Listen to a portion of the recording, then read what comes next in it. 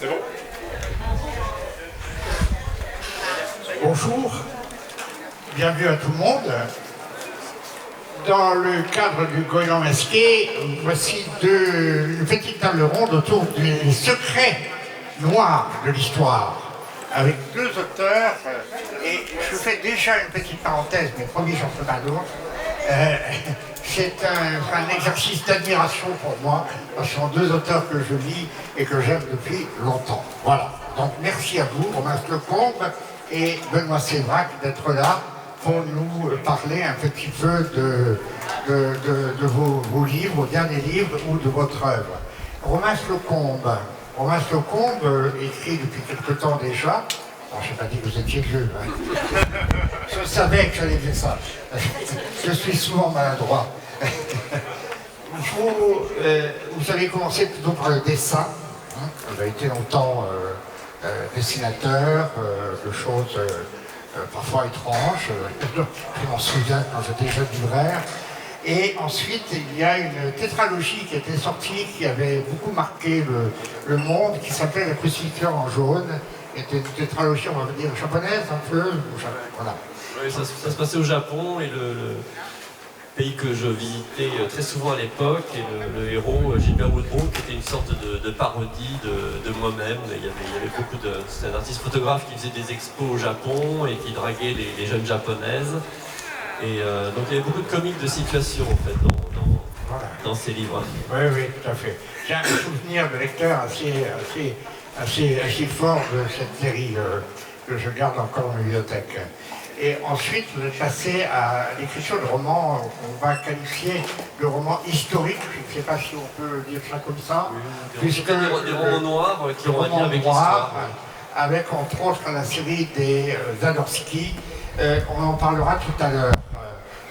Zadorsky est un personnage absolument épouvantable. C'est un collaborateur qui a tous les mérites des collaborateurs. Il est antisémite, chasseur de juifs, dénonçant sa concierge, ses voisins, mais aimant sa femme. Mais on le sait bien, Hitler aimait son chien.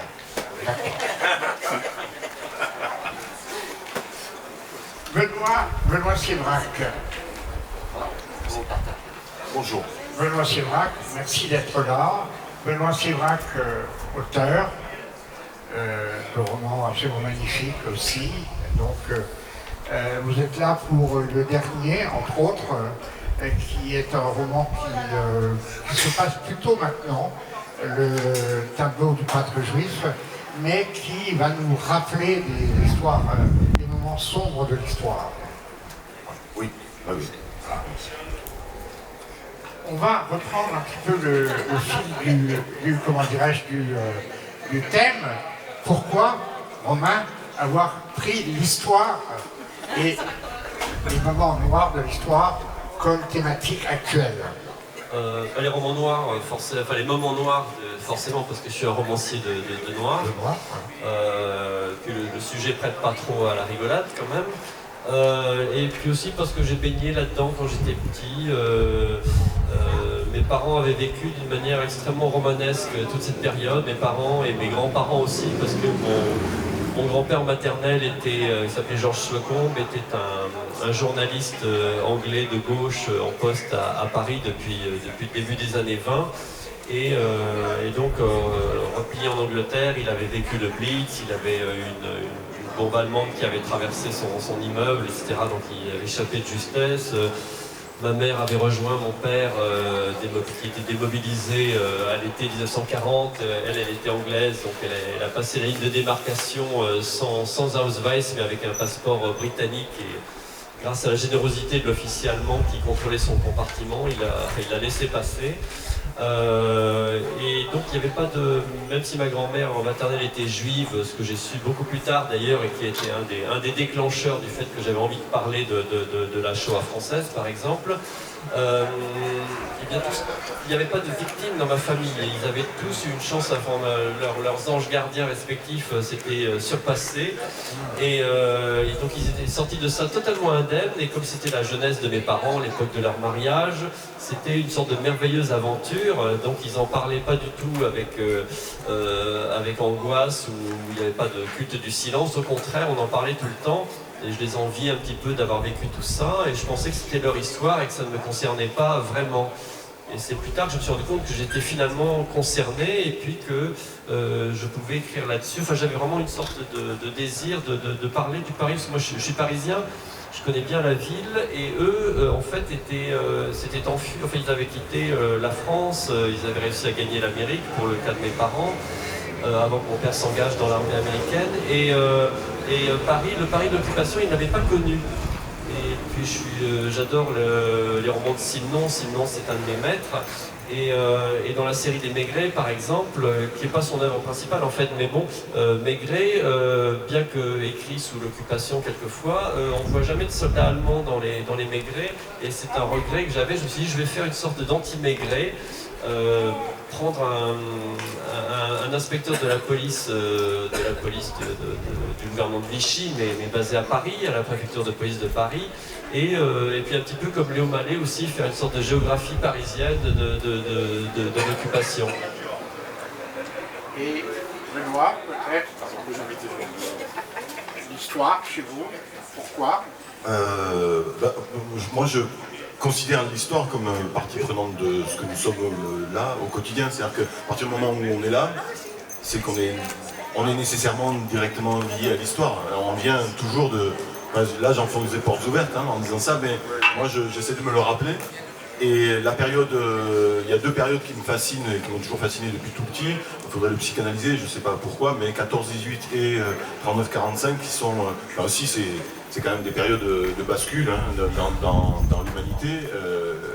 Alors, il y en a eu d'autres ailleurs, on est d'accord, mais moi, ce sont celles qui me touchent géographiquement et qui m'ont concerné aussi directement parce que j'ai connu des gens qui ont vécu 14-18, j'ai connu des gens qui ont été victimes de la période 39-45, etc. Donc là, je me suis toujours intéressé à ça. Et puis, il y a aussi que là, en l'occurrence, pour ce roman, Le tableau du peintre juif, c'est l'histoire qui s'est invitée dans ma vie.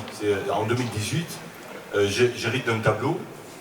Je vais essayer d'être bref, mais j'hérite d'un tableau et je dis mais quel tableau c'est un oncle et une tante qui me refilent ça.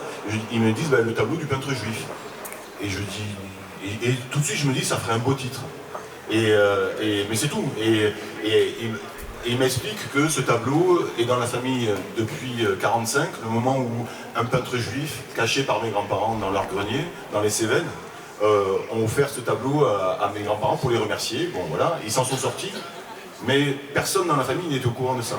À part mon oncle et ma tante, mais il y avait des raisons précises, mais sinon les frères et sœurs de mon grand-père ignoraient ça, ma mère ignorait ça, mes autres tantes ignoraient ça, mais cet oncle et cette tante le savaient parce que cet oncle était résistant lui-même, il était en âge un peu dans une situation intermédiaire par rapport à son gendre, son beau-père, mon grand-père,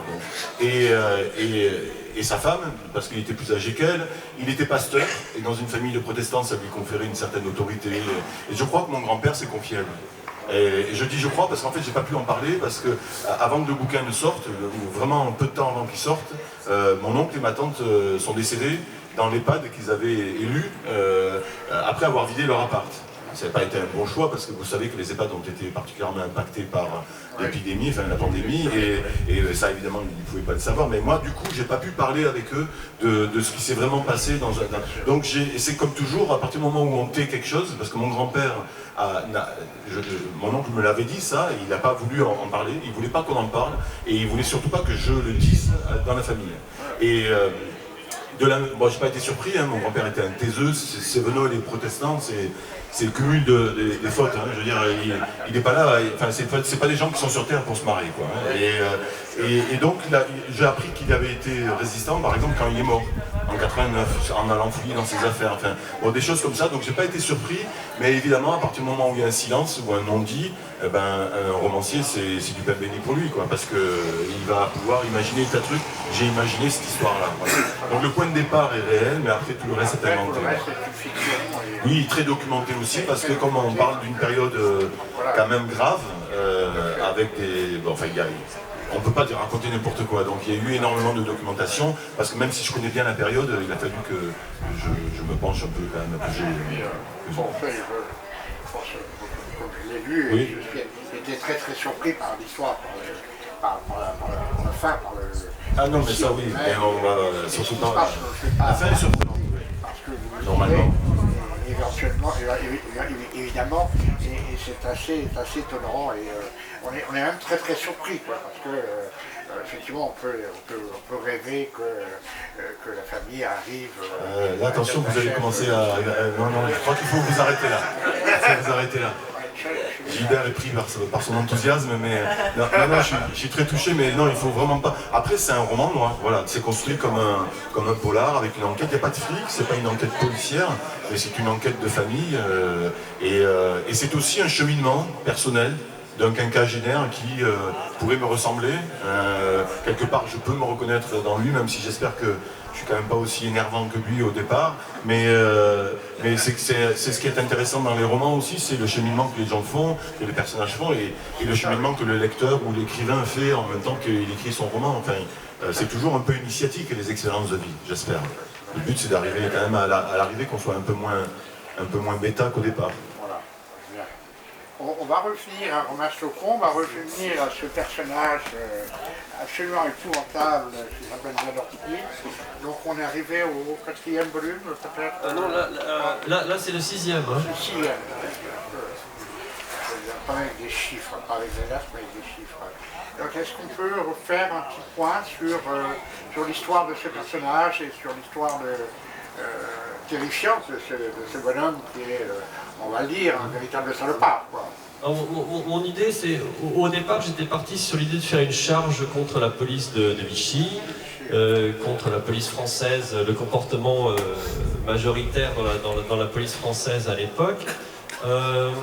Et puis, j'ai beaucoup travaillé avec les archives de la préfecture de police de Paris, surtout dans les dossiers d'épuration. C'est là qu'on trouve beaucoup de policiers ont été épurés par une commission dirigée par des résistants, mais administrative, c'est-à-dire que c'était pas au pénal. Les cas les plus graves étaient transférés aux cours de justice.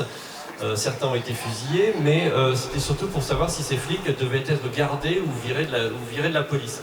Et là-dedans, ces types essayent de se défendre, enfin c'est comme maintenant, enfin c'est comme partout, je ne savais pas, j'obéissais aux ordres, il y avait les chefs derrière qui nous surveillaient, on ne pouvait pas faire autrement que ce qu'on a fait, etc. Et ces types, par leur lâcheté ordinaire, utilisaient un vocabulaire policier qui était très intéressant pour moi. Et on parlait aussi de leur technique de travail, par exemple. J'imaginais bêtement au début que mes policiers allaient arrêter des juifs en montant dans une traction avant, noire, et foncer à l'autre bout de Paris, arrêter quelqu'un. Pas du tout, je me suis renseigné auprès de Jean-Marc Berlière, qui est un historien de la police, il m'a dit, bah non, la 3e section, ils prennent le métro comme tout le monde, hein. Ou alors ils y vont en vélo, parce qu'il y a très peu d'essence. L'essence et les voitures à essence étaient réservées aux brigades spéciales, qui eux étaient très favorisées par contre. Donc j'ai imaginé ce bonhomme donc basé sur le véritable flic nommé Louis Sadowski, qui a existé, lui, qui a laissé pas mal de traces, mais je suis parti dans la fiction, c'est-à-dire que voulant faire un peu un anti-Maigret, je lui ai donné une femme, effectivement, comme vous l'avez dit, donc ils sont très amoureux tous les deux. Bon, il arrive aussi de donner des coups de canif dans le contrat de mariage, lui-même est assez obsédé sexuel, mais c'est un vrai couple en fait. Et je voulais que sa femme soit sympathique et sexy, je voulais pas du tout faire une virago collaboratrice, c'était trop facile, trop évident de faire ça, mais il va être confronté à une contradiction, c'est-à-dire qu'il est chargé d'arrêter les juifs, mais il va tomber plus ou moins amoureux d'une gamine, d'une lycéenne juive qui habite dans son immeuble depuis peu de temps, avec sa mère qui est prof de piano, et même si chaque volume il y a une enquête ou peut se lire en tant que roman, il y a une continuité. Je voulais faire une sorte, ou en tout cas le projet s'est bâti au fur et à mesure, de faire une fresque sur l'occupation vécue par des gens ordinaires en fait, dont il se trouve que le mari est flic. Et c'est un fonctionnaire teigneux, c'est le genre de type qui va vous donner la contravention la pire possible s'il vous arrête pour un délit de circulation. En revanche, ces gens-là deviennent très très dangereux en temps d'occupation ou de guerre, parce que une arrestation peut signifier qu'on se retrouve à Drancy et plus tard à Auschwitz. Donc il a un pouvoir de vie et de mort sur les gens dont il use et dont il abuse, mais il s'en sert aussi quelquefois pour son profit personnel. Dans ces dossiers de police, j'ai vu que tous ces flics étaient corrompus, donc lors des perquisitions, ils piquaient des billets de banque ou des paquets de cigarettes dans la cuisine des gens, enfin c'est très mesquin d'ailleurs. Et puis, quelquefois, des femmes juives étaient obligées de coucher avec des policiers français pour se protéger elles-mêmes, ou leurs enfants, ou leur famille, etc. Donc il va abuser aussi de cette manière-là. Mais son amour pour cette gamine est sincère, en fait. Et je voulais faire aussi, comme il va l'héberger après la rafle du Veldiv, enfin sans tout raconter, mais je voulais faire une sorte aussi de Anne Frank, en fait, une sorte de revisiter Anne Frank, mais d'une manière totalement perverse, en fait, parce qu'il va se passer des choses totalement immorales. Et jusqu'à la libération et à l'épuration, parce que j'ai voulu montrer aussi, même si je parle des résistants bien, mais je parle aussi des règlements de compte au sein de la résistance communiste notamment, et puis de l'épuration dans le volume qui vient de sortir, où c'est pas du tout joli, et ça contredit la version un peu angélique qu'on a de la fin de l'occupation en France. C'est absolument terrifiant. Effectivement, on est sidéré par... Et quand on parle de police, la police parisienne n'a pas tout fait probablement. Je suis sûr qu'il y a eu effectivement d'authentiques résistants dans la police de Paris. Mais moi, j'ai longtemps travaillé dans l'Est, et je me souviens de l'inauguration de la place des Justes à Nancy, où parce qu'un inspecteur principal de police, lorsqu'on lui a donné l'ordre 3 jours avant d'aller rafler les Juifs de Nancy, est allé avec quelques-uns de ses collègues, sont allés prévenir toutes les familles juives de Nancy. Et toutes les familles juives de Nancy sont parties, dans les Vosges, ailleurs, etc., ont été sauvées. Et j'ai le souvenir d'un vieux monsieur venant au sein du livre de Nancy, prenant un livre sur le sujet, et me disant, vous voyez, moi je suis là, mon frère était à Strasbourg, mon frère n'est plus là. Et ça, on est liquéfié quand on entend des formules comme ça, c'est terrible, quoi. Non, c'est un livre vraiment terrible. Est-ce que l'on pourrait peut-être parler 2 secondes de votre travail en jeunesse, éventuellement Benoît, parce que j'en ai lu, comme vous, j'en ai lu quelques-uns et qui m'ont particulièrement plu également, comme Les Garçons de l'Intérieur, comme je cherche la Caravane. Caravane en hiver, oui. Qui est aussi un livre mettant en scène, oui, je ne sais pas ce que vous... Alors, il met en scène cette femme qui est une résistante syrienne. Oui, mon travail en littérature ado est très similaire à mon travail en littérature adulte. En fait, je m'empare souvent des mêmes thèmes. Et souvent, d'ailleurs, comme il y a une grosse phase de documentation pour un roman, il y a, par exemple, le tableau du peintre juif, il y a à peu près 3 ans de documentation, de voyage en Israël, en Espagne, etc. J'ai suivi le parcours que mon personnage suit. En fait, je l'ai devancé. Donc, en général, j'en profite pour exploiter cette veine-là et toute cette documentation et tout ce savoir pour en parler aussi à des ados d'une autre façon, mais avec le même souci de soulever peut-être appuyer là où ça fait mal ou offrir des espaces de réflexion. Il n'y a pas de message, on est bien d'accord, moi j'aime pas du tout la notion de message ou de fonction même du roman noir. Je suis un peu, ça m'hérisse un peu quand on me demande à quoi sert le roman noir. C'est de la littérature, rien d'autre que la littérature. Mais par contre, j'aime bien m'offrir un espace de réflexion. Donc je pense que pour les ados, c'est aussi ce que je fais quand j'écris pour eux. Je ne sais pas en fait ce que vous attendez de moi comme réponse, parce que pour moi, c'est pas, il n'y a pas dans ma vie un volet ado et un volet adulte. C'est de l'écriture. Non, il y avait des thématiques, bon, pour la caravane par exemple. Oui, ben, caravane en hiver, c'est vraiment les Syriens à Toulouse. En fait, les histoires, encore une fois, Voilà. me tombent dessus. Là, il y avait un coup de gueule. Là, il y avait un coup de gueule. En 2015, on a accueilli à Toulouse, enfin, on a accueilli, non, 200 Syriens sont arrivés aidés par le Secours populaire. Ça a été d'ailleurs le seul organisme à les aider à l'époque. Et ont occupé un squat officiel, ce qu'on appelle les squats officiels. C'était un HLM, une HLM, pardon, vouée à la destruction dans mon quartier, aux Isards à Toulouse, qui est un quartier à 95% musulmans. Et ça s'est très très bien passé. Ça a duré 1 an, ils ont été très, très bien accueillis. Le fait qu'ils parlent arabe, même si ce n'était pas tout à fait le même arabe, a fait que l'intégration était plus facile. Il y avait des repas de quartier le week-end, on leur amenait des stylos et des cahiers pour que l'intégration se fasse. Enfin, pour que la scolarisation continue, c'était une 50aine de familles ou 40aine de familles, c'était des médecins, c'était des boulangers, des plombiers, des gens qui, dans leur pays, avaient un boulot, une maison, une vie, et qui fuyaient la guerre, hein, comme nous on a fui la guerre en 40, bon c'était exactement le même, c'est pas des migrants, hein, c'est des réfugiés. Et bon, enfin, je vais être obligé d'être court, mais on les a très très mal reçus. C'est-à-dire que, à part le Secours populaire, la préfecture, qui était quand même dans son devoir régalien, d'héberger des gens à la rue, s'en est complètement désintéressée, a détourné le regard, parce que c'est ce que fait la préfecture quand des associations s'emparent de squats officiels. Ils devraient les déloger, mais parce que ils ne le font pas, parce qu'il faudrait qu'ils relogent les gens derrière, donc ils préfèrent ignorer ça, jusqu'au moment où l'office HLM a voulu récupérer son établissement, enfin son bâtiment, ce qui est logique aussi, hein, je peux comprendre, ils sont propriétaires des lieux, ils voulaient détruire pour reconstruire, bon, très bien, mais ça a fini en justice. Et quand on assigne en justice des réfugiés de guerre, je trouve qu'il y a quelque chose qui ne va pas. Et quand la plainte est considérée comme recevable, je trouve qu'il y a quelque chose qui ne va pas. Et quand en finale, les Syriens réfugiés sont condamnés à dégager d'une part et à payer un loyer rétroactif de 1 an pour l'immeuble, ça c'est choquant.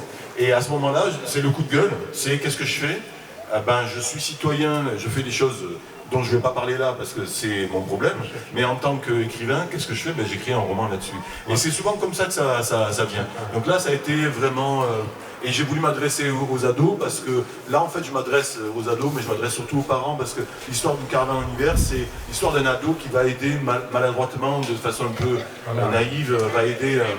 un jeune Syrien, va tomber en amitié pour lui et va forcer un peu la main à ses parents, les obliger à s'impliquer là-dedans. Et voilà, ça fait un roman noir au final, mais je le revendique au même titre qu'un roman adulte. Et ça m'avait marqué parce que, bon voilà, on est aujourd'hui, ces derniers temps, en Bretagne aussi, il y a eu un problème d'une ville entière qui a refusé d'arriver d'immigrés, en fait. Bref, voilà. Oui.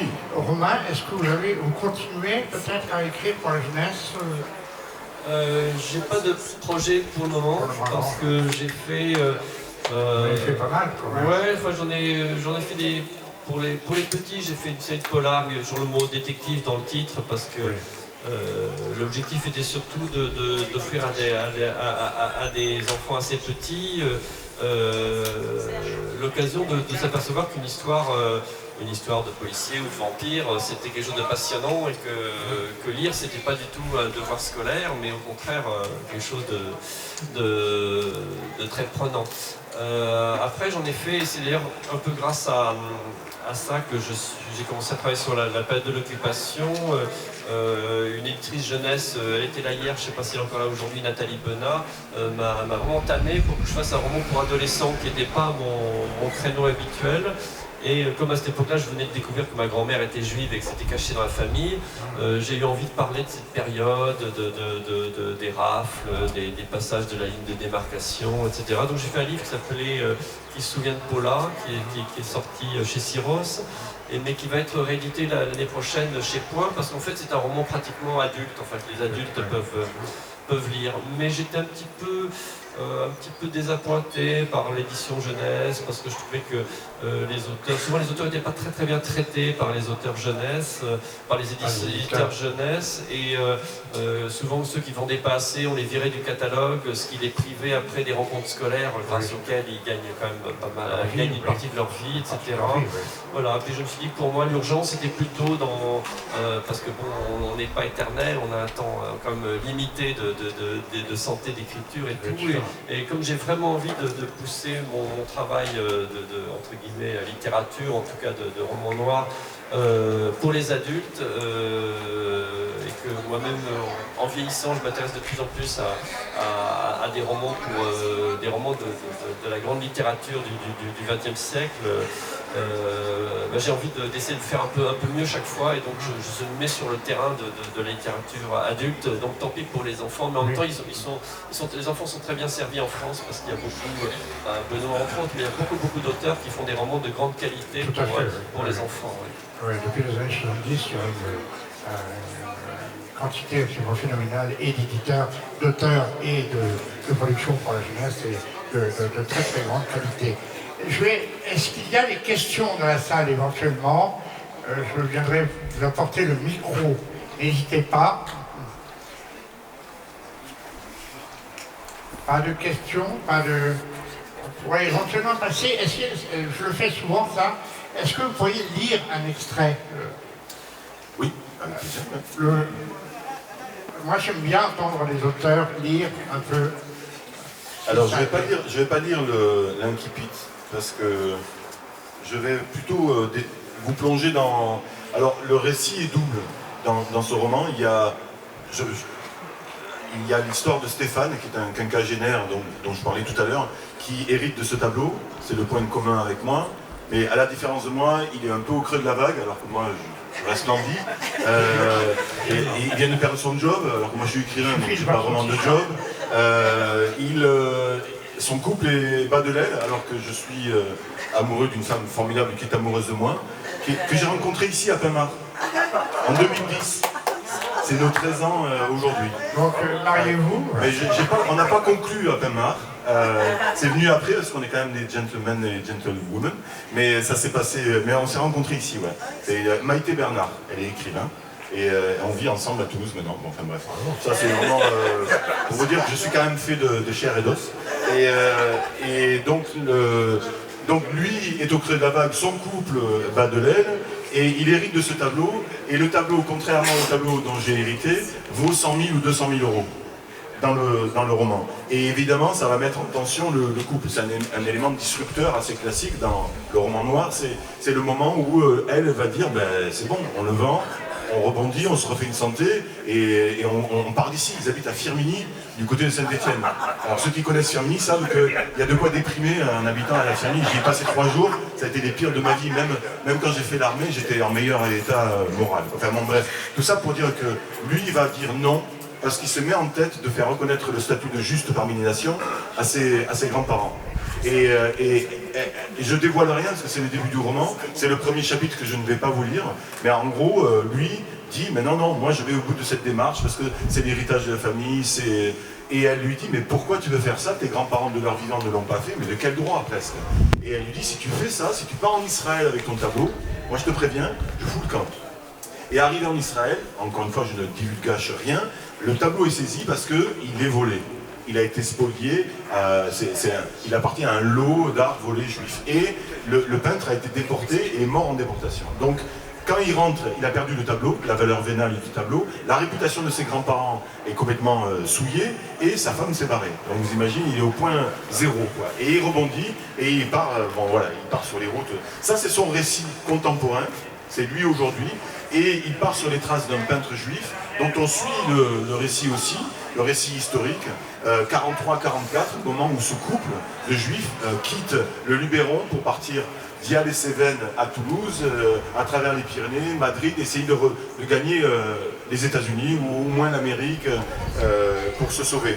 Et on suit ces deux récits, et à un moment donné, évidemment, les deux récits, de façon assez classique, vont s'entremêlent et puis ils vont finalement s'expliquer mutuellement, quoi. Et je ne vous en dis pas plus, évidemment. Mais là, je vais vous plonger dans le premier passage historique. On est le 12 décembre 1943. « Dépêche-toi » dit-elle en passant dans son dos. Le regard du peintre surprit la silhouette de son épouse dans le miroir. Elle était aussi belle qu'un Renoir. Malgré tout son talent, il n'avait jamais réussi à saisir sa grâce, même ici, dans ce petit coin de paradis, où la lumière était si intense, si contrastée, il avait échoué à lui rendre plein hommage. Il se demanda comment elle parvenait à conserver son calme.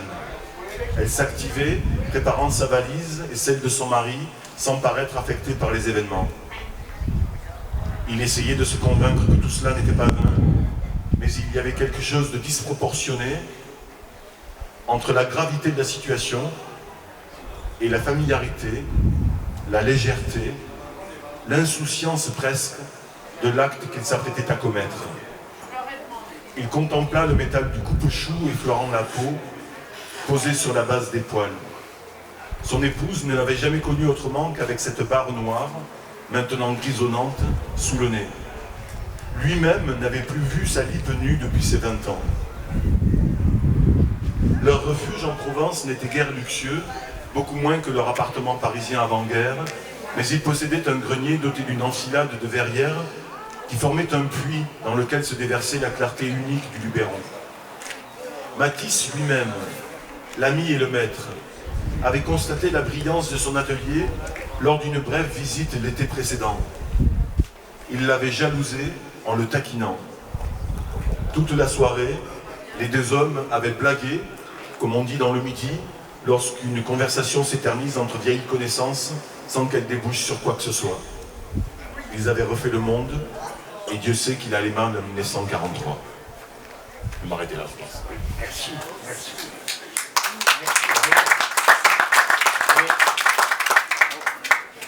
Romain? Alors j'ai eu le temps de sélectionner un petit passage. Je l'ai pris au dépourvu, mais j'ai bénéficié mais j'aime bien, passé avant. j'aime bien entendre les auteurs lire là. Donc j'ai trouvé un petit passage, j'espère qu'il ne sera pas trop long, qui parle de l'atmosphère extrêmement spécifique du Paris de la Libération, surtout la nuit, qui n'est pas du tout ce qu'on imagine. Donc Sadorsky, qui quand même est un collabo et qui risque d'être fusillé, se cachait, il est arrêté, il est embarqué par des résistants FTP dans une traction avant. On prend la rue de Rivoli, direction Plaine Est. Le moteur de la traction semble seul à gronder sur les artères désertes, bordées de façades aux volets clos, derrière lesquelles Sadorsky se représente ce soir des silhouettes recroquevillées, inquiètes, insomniaques, redoutant la visite nocturne de, entre guillemets, patriotes. Tout comme naguère, 4 années durant, on a redouté celle de la Gestapo. Car l'exubérance, la liesse, la joie folle des Parisiens, les heures de délire des 25 et 26 août, les chants, les balles pavoisées de bleu, blanc, rouge, les embrassades et la reconnaissance éperdue, l'inimaginable popularité des insurgés et des libérateurs, tout cela semble appartenir déjà au passé. Il a suffi de quelques jours pour que l'atmosphère de la ville, du moins la nuit, se transforme de manière radicale. Les papotages des infirmières et des filles de salle du Val-de-Grâce ont renseigné l'ex-policier. Des bandes de FFI, vrais ou faux, débarquent maintenant à l'improviste sous le moindre prétexte, ragots, dénonciations, munis, et encore pas toujours, d'ordres de mission signés par des officiers sans nom de famille, juste un prénom, membres de comités nouveaux, réseaux, groupes, bureaux d'épuration ou de résistance. Armés et brutaux, ils fouillent les appartements, menacent leurs habitants terrorisés, font main basse sur les paquets de cigarettes, les bijoux, les billets de banque. Ils interrogent, torturent parfois, opèrent des arrestations, embarquent les suspects vers des destinations inconnues. Si la porte, barbouillée d'une croix nazie par un aimable voisin, demeure fermée, ils la défoncent. Après la chasse aux Allemands, la chasse aux mauvais Français est ouverte. Pas besoin de paperasse, de mandat de visite domiciliaire. Et l'on a même signalé des cas de viol si les locataires étaient jeunes et avenantes. Salope, putain, boche! Prétendus résistants et badauds se précipitent ensuite pour vider le lieu de tout ce qu'ils peuvent y trouver à manger ou à boire. Les violets, qui n'ont pas été arrêtés dans la foulée, sont repartis dans leur famille pour cacher leur honte. Personne n'ose se plaindre, c'est risquer de nouveaux ennuis, sans doute pire. La presse, naturellement, ne dit mot de cette nouvelle catégorie de faits divers. Au fond, on réfléchit Sadansky, c'était prévisible. Qu'ont-ils vécu, ces gosses de Paris ou des faubourgs, pendant 4 ans, depuis la défaite ignominieuse de leurs aînés? Le marché noir, la corruption, la démerde individuelle. Avec les restrictions, la bouffe infecte, les rues Tabaga, le café Ersatz, les maisons glaciales en hiver. Et des slogans, il faut le reconnaître, peu aptes à soulever l'enthousiasme. Travail, famille, patrie, les mensonges qui nous ont fait tant de mal, les vents mauvais. Ces portraits omniprésents, peintures, timbres-poste, photos du maréchal, pour eux juste un vieux gaga à moustache blanche, un radoteur. Qu'ont-ils entendu en écoutant Radio Londres plutôt que Radio Paris, ou lu dans l'Humanité et sur les tracts, les papillons, les affiches? Épuration, châtiment des traîtres, Pétain, Laval au poteau. L'action de la justice est d'une désespérante lenteur. Il faut agir vite et fort contre les traîtres vichysois, contre les gangsters de la 5e colonne, contre les mercantiles profiteurs du malheur public. La justice populaire des FFI doit servir d'exemple à la justice officielle. L'épuration répond aux exigences de la conscience publique, fusiller les collabos, les dénonciateurs, raser la tête des misérables filles du ruisseau qui s'étaient livrées aux occupants. C'est une garantie d'ordre dans la cité qui ne pourrait vivre au contact de ses membres pourris. Ces gamins songent-ils, pareils au FTP en veste de cuir avec sa mitraillette assis à l'avant et ses potes qu'il doit envier dans l'autre traction, bien réjouis par la perspective de tringler impunément leur captive, une aristo à particules, et tant pis, voire tant mieux, si sa famille compte des officiers de l'armée française, tous des sales bourges. Ces gamins, on les a dotés d'armes de toutes sortes, revolvers, PM, fusils mitrailleurs, grenades anglaises ou Bosch, de munitions en quantité, de cartes flambant neuves de résistants, de jolis brassards tricolores à croix de Lorraine, avec la permission tacite de tuer et de violer. Et les journaux célèbrent leur gloire, ils sont les héros, les Gavroches de Paris, ceux qui ont incendié les Panzers en leur balançant des cocktails Molotov et chassé le frites détesté à coups de pied dans le cul. On oublie le support non négligeable des tanks Sherman et des Half-Track équipant la 2e DB. Merci.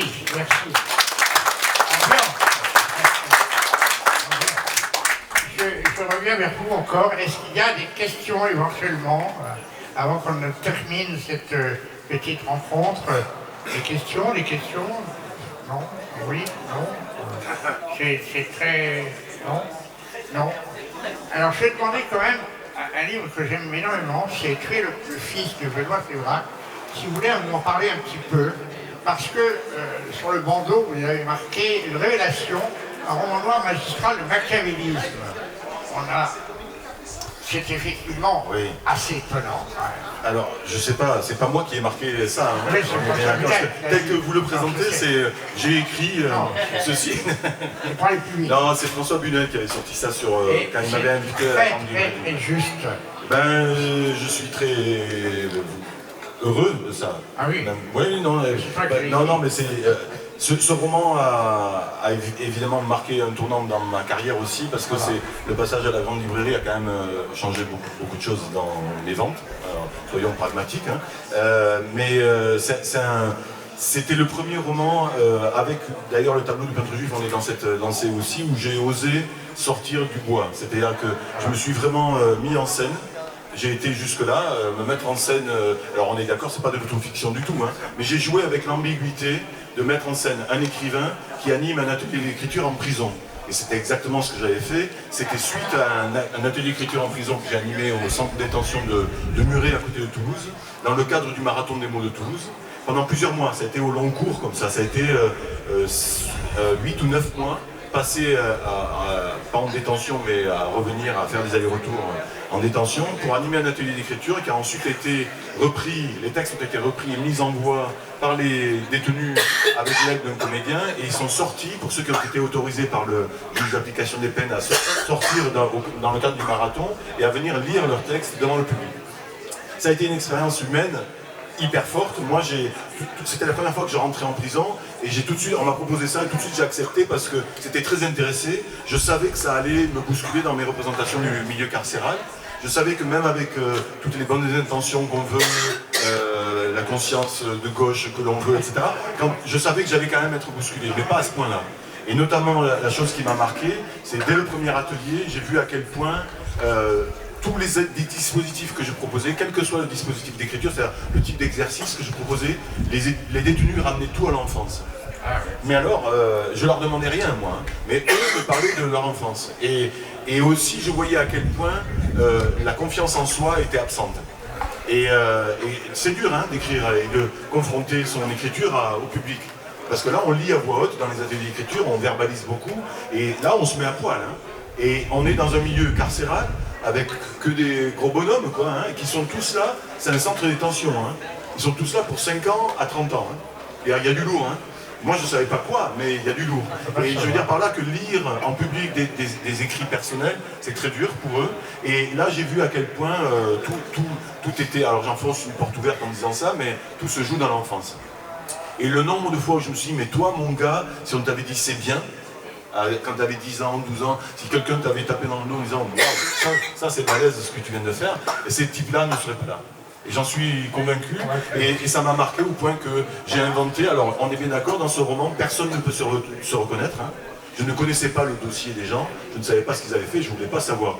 Mais évidemment là, tout est inventé, mais j'invente ce personnage un jeune homme qui sort de 12 ans de prison pour avoir commis un crime homophobe horrible, qu'il a assumé, qu'il a reconnu, et il a eu 12 ans en prison pour réfléchir aux raisons de son acte. Et pour comprendre que c'était largement motivé par les mauvais traitements que son père lui a réservés quand il était jeune. Et je lui ai inventé un père délétère. Et il sort de prison, et le jour de sa sortie de prison, il a découvert tout ça aussi, il a réfléchi à tout ça à travers un atelier d'écriture. Et là, je mets en scène cet écrivain qui pourrait me ressembler et qui dit des choses au cours de l'atelier que moi je dis en atelier d'écriture. Et le jour où il sort de prison, son père est assassiné. Donc évidemment, tout porte à croire que c'est lui. Et les flics, hein, il y a un trio de flics très attachants, et là ça se passe au SRPJ de Versailles, vont devoir se plonger dans la relation père-fils pour comprendre et démêler les fils de cette histoire. Et comme par hasard, j'ai écrit ce bouquin, j'avais... c'était quoi? Il est sorti en 2020, j'avais 54, 55 ans, et ça a été un travail psychanalytique pour moi aussi. Quand vous intitulez votre roman « Tuer le fils », vous savez que ça renvoie par jeu de miroir à l'expression « il faut tuer le père ». Et moi et mon père, on a toujours eu des relations, je ne vais pas rentrer dans les détails, mais ça a été toujours très compliqué. Et il a fallu que je publie 15 ou 16 romans avant de pouvoir oser attaquer cette question-là de façon très très personnelle et comme ça. Et en même temps, c'est pas du tout mon histoire, mon père n'est pas du tout comme le portrait comme le père que je décris dans ce roman. Mais évidemment, c'est toujours, on grossit le trait, quoi. On va vraiment à fond dans la catharsis. Mais voilà, c'est un roman cathartique. Donc c'est pour moi un roman qui a compté dans ma carrière, à plusieurs titres. C'est pour ça que je voulais que tu le signales. Mais je vais bien. Hein. Et mon père et moi, alors pardon, je monopolise un peu la parole juste parce que ça boucle la boucle. Mon père et moi, on s'est vraiment réconciliés. Et à tel point que, parce que tout était lié à la guerre d'Algérie, qu'il a faite et dont il n'a jamais voulu parler. Et je vous invite à passer sur le stand parce que je ne vais pas embêter tout le monde avec ça, mais la boucle est bouclée avec un bouquin qui s'appelle Ondes algériennes, qui est une nouvelle que j'ai écrite, qui a été lue dans le cadre du Marathon des mots de Toulouse, le même Marathon des mots mais une autre année, 2016. Et mon père était dans l'Assemblée, et mon père qui n'avait jamais voulu parler de la guerre d'Algérie, j'ai inventé une fiction pour déposer ce fardeau, parce que c'est un truc, c'était une chape de plomb entre lui et moi, et il était dans la salle et il s'est effondré en larmes. Et j'avais jamais vu mon père pleurer. Et à la suite de ça, 5 ans plus tard, il a écrit son récit de guerre. Et il a demandé à mon fils, qui est photographe, d'illustrer le petit fascicule qu'il a voulu imprimer à compte d'auteur pour la famille. Et les travaux de mon fils ont été retenus dans un appel à projet artistique de l'Institut du monde arabe en 2022, dans le cadre de l'expo Daoud de Pardon, vous savez, sur l'Algérie. Et là, je me suis dit, bon, là, il y a un truc, quoi. 3 générations de Séverac s'emparent de la même question. J'ai proposé ça à Pierre Fourniot, mon éditeur de la Manufacture de Livres, qui était là tout à l'heure, est parti parce que il se lasse. Et il a publié ça. Et on est tous les trois co-auteurs d'un objet qui, une fiction parce qu'il est romancier, qui un récit de guerre parce qu'il l'a vécu, et qui avec une espèce de démarche artistique un peu distanciée parce que lui il est jeune et il n'est pas directement impacté par ça. Et ça fait un bel objet unique, moi je pense, 3 générations de Sévrac qui signent sur la question de la guerre d'Algérie. Et mon père, je pense que il est toujours vivant, je pense qu'il a réussi enfin à être en paix avec cette histoire-là.